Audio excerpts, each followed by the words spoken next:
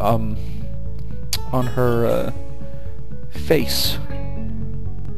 You wouldn't be talking about Hanako, would you? Yeah, that's her. I saw her reading and tried to talk to her, but I think I scared her off or something. Oh dear. Yuko, would you excuse me? I had better try and find her.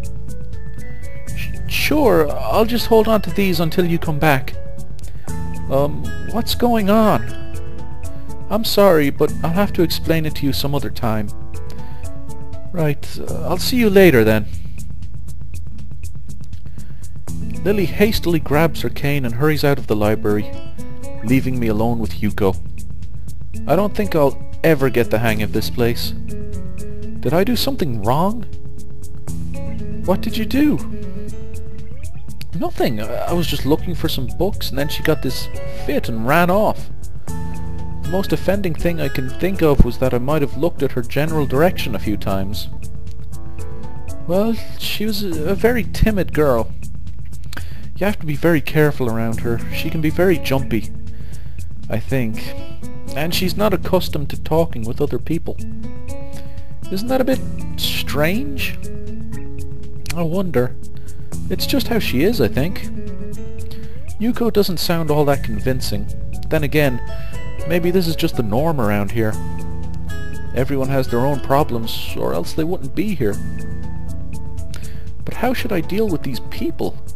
Forcing myself to act overly casually only makes me feel phony. Like I was supposed to be ignoring the elephant in the room. Yuko fidgets, looking like she wants to say something to that, but resists it. I think it's an elephant only if you feel that way. I guess she doesn't have a good sense of self-restraint. It makes me smile, and she blushes heavily. What? Did that sound stupid? No, it sounded really wise. I guess you're right. It's more about me than anyone else. Neither of us has anything to add, so Yuko fills the silence by shuffling some papers around. People who have papers on their desks really like doing that. Did you find any books? I should be closing soon. I mean, the library should be closing, but I have to do it. I hope that's not too inconvenient for you. Oh yeah, I want some books, but I left them over there because... I'll just go get them. I fetched my stack of books from beside the beanbags where Hanako and I were sitting and returned to the counter. Wow, you read a lot, don't you? I surprised myself with that too, honestly. At least, when I really think about it anyway. I had a lot of free time earlier this year, so I just kind of started reading books to fill that time. I couldn't do much else. I see. But she doesn't say anything else and just checks out my books for me. I guess this is what they call tact. Holding the library books with one arm, I trawl my pocket for the key to the door. A sudden sound from behind startles me, making me nearly drop the books I'm carrying, or the key that I almost managed to get into the lock. Who is it? I turn around to see who is talking to me. It's Kenji! He seems to be in a friendly mood, although the light glinting off his glasses in the dark gives him a sinister look. It's just me. This makes him pause and lick his lips nervously. Who is me? I don't know anyone called me. Are you some new guy again? His voice is suddenly strained and quick. Yes, but we've met before. Yesterday. I don't think so. I would remember someone who I met only yesterday. When was that? What day is it today? Jeez, he's weird. I try to ignore him. Is he joking or what? Prove that we've met before. You live across the hall. You're Kenji. Kenji jumps back, his eyes filled with an uncomprehending fear. How do you know my name? Damn! This can only mean one of two things. Either we have met and you are telling me the truth, and I just can't remember it, or you are a spy! He pauses. A psychic spy. His eyes dart around me, trying to peek into my room, although it's hard to believe he can see anything through those thick glasses. His mood swung from friendly to manic in less than a minute. I'm not psychic. How do I know that? I'm not a mind reader. Kenji points a finger in my face damningly. Unlike you! Stop that, man! We met yesterday. What's wrong with you?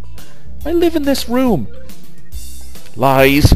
If you think you can pass as Hisao because I'm legally blind, you are sorely mistaken.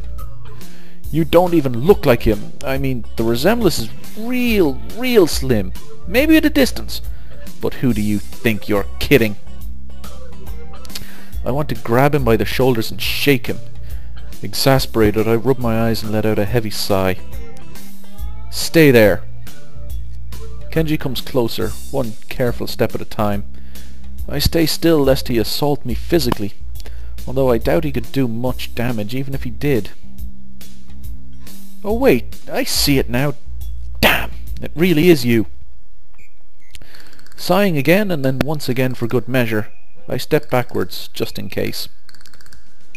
What's up, man? You don't look too good, I think. Something wrong? I don't know, just had something stupid happen to me. A few stupid things, actually, even if you discount this one. I can't get a proper touch on other people here, and I have no idea if it's because of me or because of them. I don't know why I'm telling this to Kenji. It's not like we've had any contact either. That's rough, dude. Yeah, I'm sorry about calling you a psychic spy and all, but you can never be too careful. It's the hard reality we live in. Dun dun dun. I'm slowly starting to think that Kenji isn't necessarily living in the same reality as the rest of us. You see? This is how it is, this world. There is no justice, you see? Even when I lose, I win because I don't lose the lesson. What the fuck does that even mean? It doesn't matter. He dismisses it flatly with a wave of his hand. So what happened? Why the long face? Do you have a long face? It's nothing. I just scared some girl off accidentally.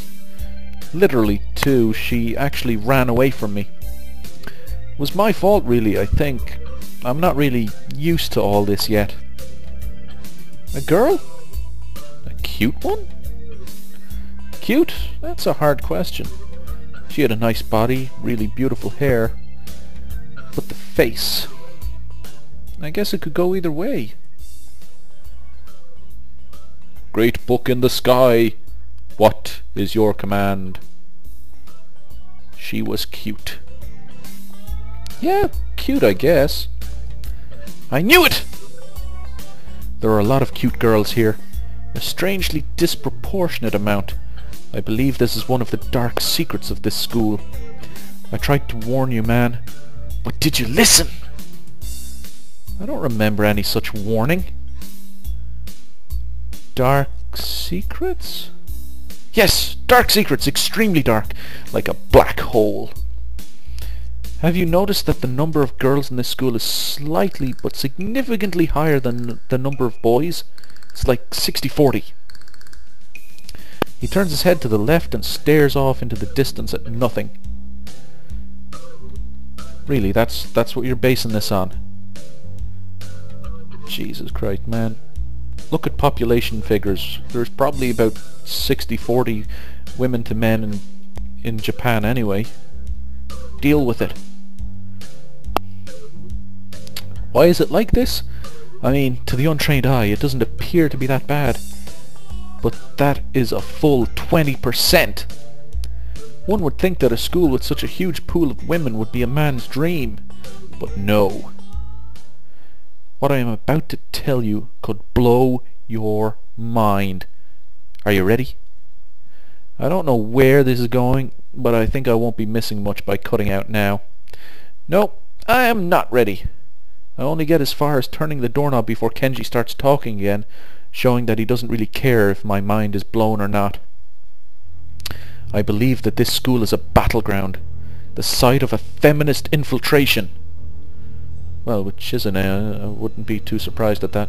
Anyway, this disparity in the number of men to women is a clear sign of how far they have come in case this Cold War turns hot. They will have superiority in numbers. Just another skirmish in the eternal war against the forces of the feminists. They're everywhere. In Japan, women outnumber men. It's not a 60-40 split, but it's only a matter of time, man. Even in America, women are the majority by a hair. They're building up their numbers. In the past, the build-up of a military has always been the clearest sign of imminent war. Japan is just the first step. Our economy is badass, and the country itself is small and isolated, yet a huge part of the Pacific in terms of political value. The perfect target. They are so cunning, as expected of women. Soon, the day will come when... Kenji's voice trails off ominously. Okay. That is why you can't trust them. They will string you along and then kill you, just as they killed me. You will end up just like me. Oh, hell no. I can't stop myself from blurting it out. Hey, what the hell does that mean? You said it, not me. It's the best I can think of. So, you're not supposed to say something like that. Damn, so rude. Where was I? Oh yeah, vast feminist conspiracy.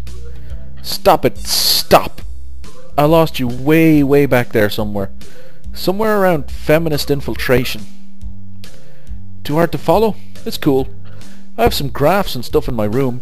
And puppets. You like puppets? No puppets. You don't like puppets? Okay. Graphs are still cool though, right? He speaks energetically, responding almost before I'm done talking, moving his hands in an animated way as he continues to rant on. Oh god, not one of these guys. This is too strange. I had him pegged as relatively normal, but it's clear that I was wrong. Something on your mind, dude? Just thinking about what it's like to be the last sane man in an insane world. Kenji frowns, looking deeply upset. You mean that's you? That can't be, because I'm the last sane man in an insane world. That is my dream. You can't just steal a man's dream. What the hell? There can't be two last sane men. It would invalidate that whole last part. And that part is kind of important. There can only be one. Like in that foreign movie where there could only be one. And in the end there was only one dude left. Because that was the point. I have never seen anyone talk so heatedly and so defensively about absolutely nothing before. Anyway, if you wait here I can get my graphs. I also have a list of the other dark and complex conspiracies that this school holds. As tangled as... Quick! Finish my analogy for me. Be a pal! I'm going to go to bed now. It's extremely late. That doesn't sound like an analogy, but whatever. I like you. You seem like a cool dude. Most people don't understand what I'm talking about when I try to explain the vast feminist conspiracy to them. Denial is a terrible thing. Later! He claps me on the back and then vanishes into his room so quickly and quietly it's like he didn't even open the door, but instead walked right through it like a ghost. I don't know if I can fully digest what just happened, so I give up and just go to my room, kicking off my shoes before falling face first into bed. It takes me some time to relax and get up so I can get started on homework. It's because the sheets are cool and comforting against my cheeks. It feels good just lying there with my eyes closed. This school is like some kind of bizarre and surreal island. It's isolated on top of a mountain, and each person is stranger than the last. I just can't seem to fit in. What irony, one would think that fitting in a place that's made for people who are unfit for anywhere else would be easy. Maybe I'm trying too hard. Although I say that, it doesn't help take the edge off, and the words are left echoing off my empty walls. I guess it's not as bad as I expected, though. This place really is more a school and less a hospital pretending it's a school than I thought it would be. If nothing else, the scenery is beautiful. I open one eye, seeing the school books and bottles of pills arranged side by side on my desktop. Maybe this place is too much like a normal school after all.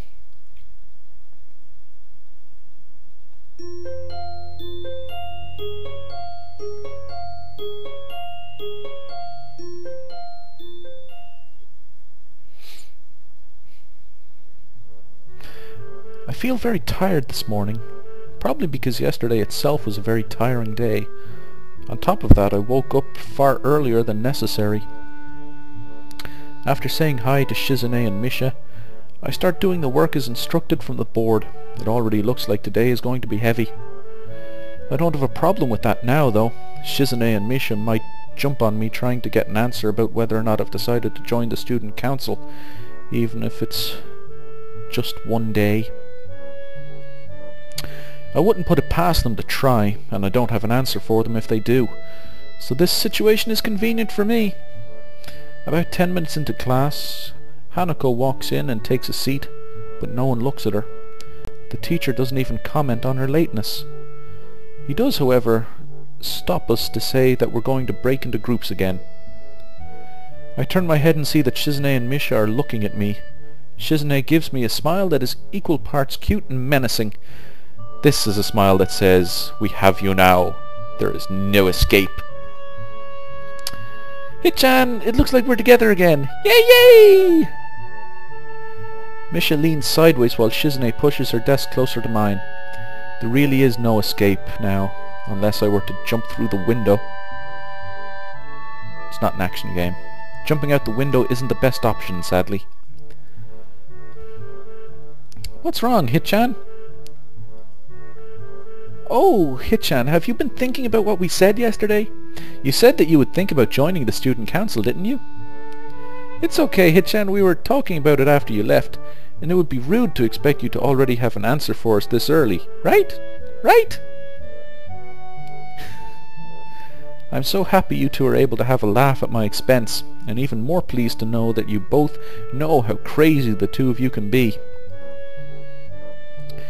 Now that that's over, Shizune snaps back into serious mode and smacks today's assignment with the back of her hand in an overly dramatic and important way. When I actually look at the stuff, it's mostly just reading. In fact, there are only 2 problems. I almost want to say something about how her rush to get started seems a bit much, considering the small amount of work. In fact, Shizune probably knows how little there is, and simply doesn't care. Yeah, it seems like the workload doesn't matter to her as much as the fact that there is work. The actual amount is unimportant. She approaches everything with the same level of ambition. While I'm reading, I let my eyes wander around the room and catch Hanako trying her hand at solving the problems. It looks like she's working alone.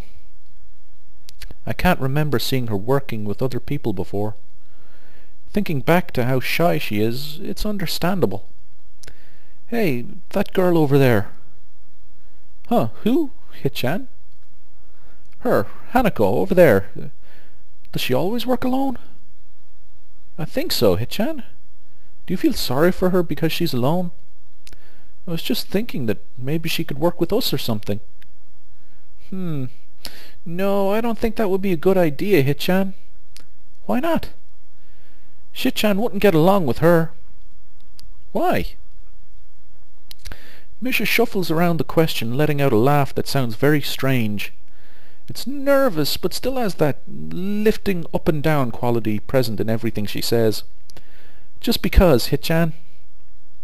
By now, Shizune has noticed our conversation, and it makes me realize again how Misha has been signing everything she has been saying this whole time. What, Hit-chan? The friend of my enemy is my enemy? That sounds so harsh. I'm not going to say that. Ooh, they don't like each other. You said it anyway. I know, Hit-chan. It's fine if you overhear. I wonder if this is Misha's way of keeping things fair, since without her I wouldn't be able to understand a thing Shizune is saying, and vice versa. Is that also why she signs all the time, so there is never a conversation Shizune will be left out of? Anyway, we should start on the problems now, Hit-chan. We finish with time to spare, and I decide to ask if there are any alternatives to the cafeteria, as frankly, the food so far has been subpar. This sends Shizune and Misha arguing among themselves about their favourite restaurants. All of them are downtown, so I don't think we have time to go all the way there. And what about the bill? Are they arguing just for the fun of it? Maybe. They seem so distracted by it that they don't even notice the start of the actual lunch break. I look over my shoulder towards the back of the classroom.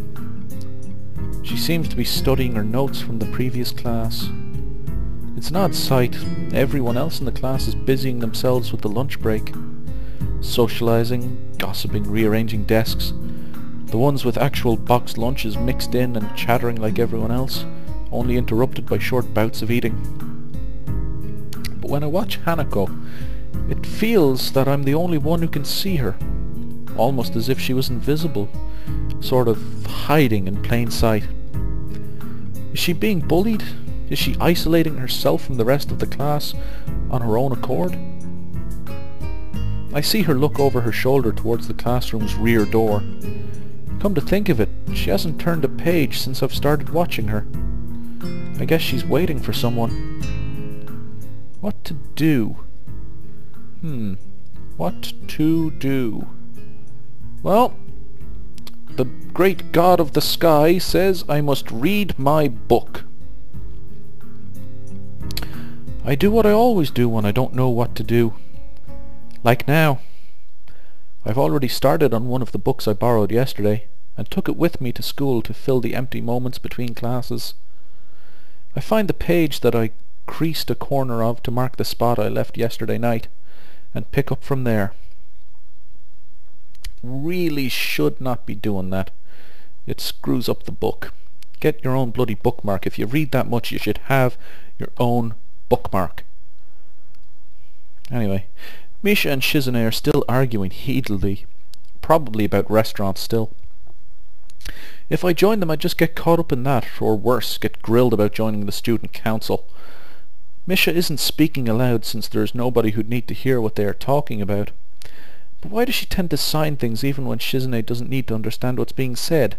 Or even more strangely, when Shizune is not around at all? What an odd conflict of habits. I find it hard to focus on the book, and besides, the lunch break beckons me to leave the dullness of the classroom. Ugh. I do so, heading down for the cafeteria. Misha and Shizune, having come to a conclusion of one kind or another, follow in my wake, though still talking in their animated fashion. Just around the corner of the hallway, something hits me in the chest with the force of a runaway train. Ow! My chest! Ow! Opening my eyes, I see a pair of saucer-like green eyes looking up at me. They belong to the perpetrator, a short girl who bumped into me and has now fallen down onto the hallway floor. She wears a PE uniform and a very worried frown.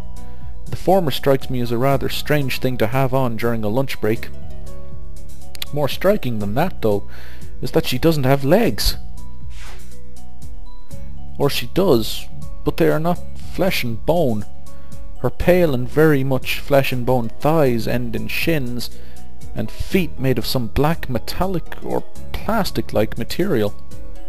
They look disturbingly artificial and unnatural. It almost makes me forget that my chest is hurting. The girl winces a little, rubs her nose and jumps up. Aw, man! Hey, are you alright? I'm sorry about that, really. I wasn't looking where I was going, and you just came out of nowhere.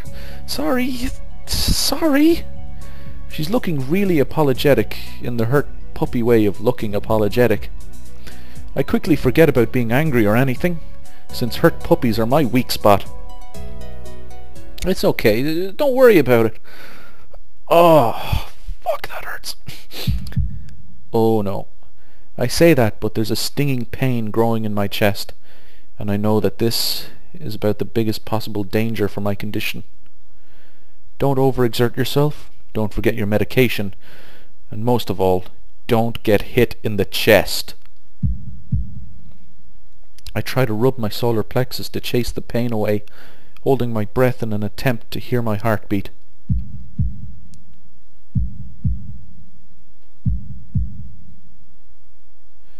It seems normal.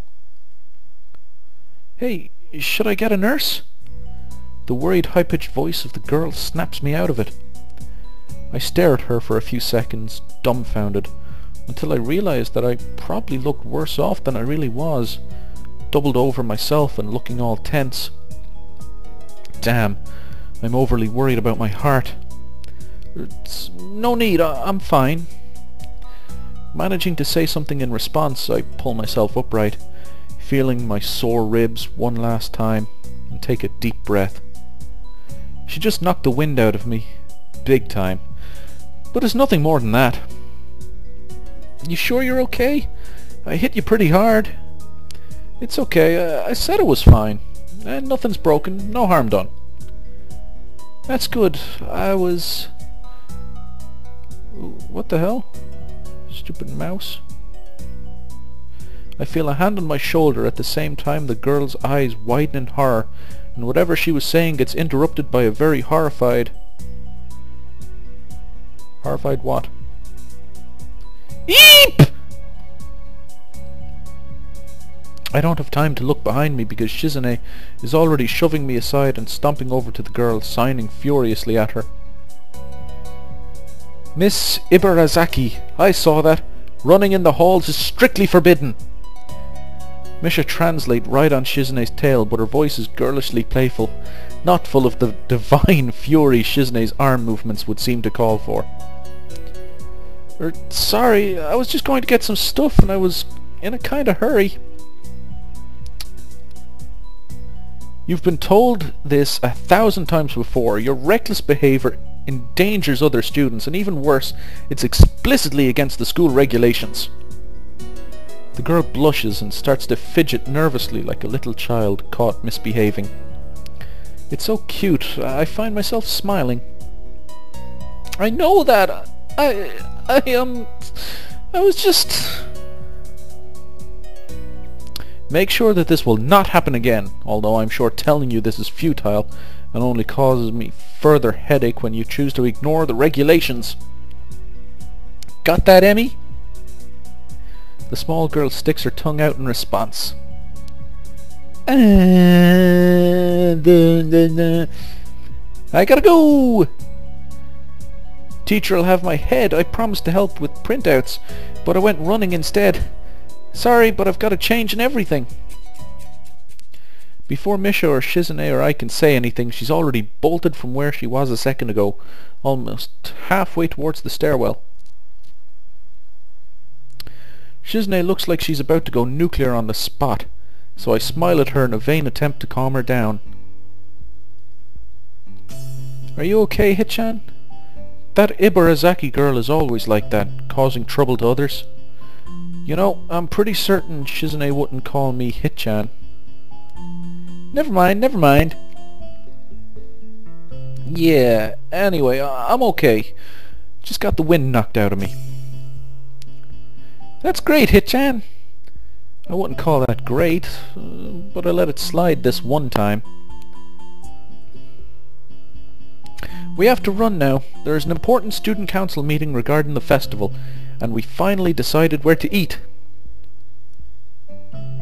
Too bad you can't join, but this lunch meeting is only for council members.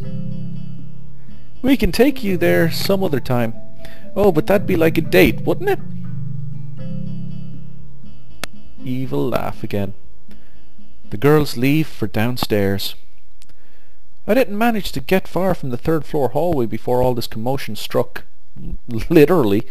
I should get going as well. The lunch and the afternoon class pass uneventfully. I read most of the book I had started yesterday and eat some of the mostly inedible offerings of the cafeteria. The class is tiresome. The teacher seems like an okay person despite the weird first impression I got, and the material is relatively interesting. However, the way he teaches is really bizarre. Whoa, no, go back. It's as if he expects that everyone is a natural genius. When the final bell sounds, I realize that there is still a lot of time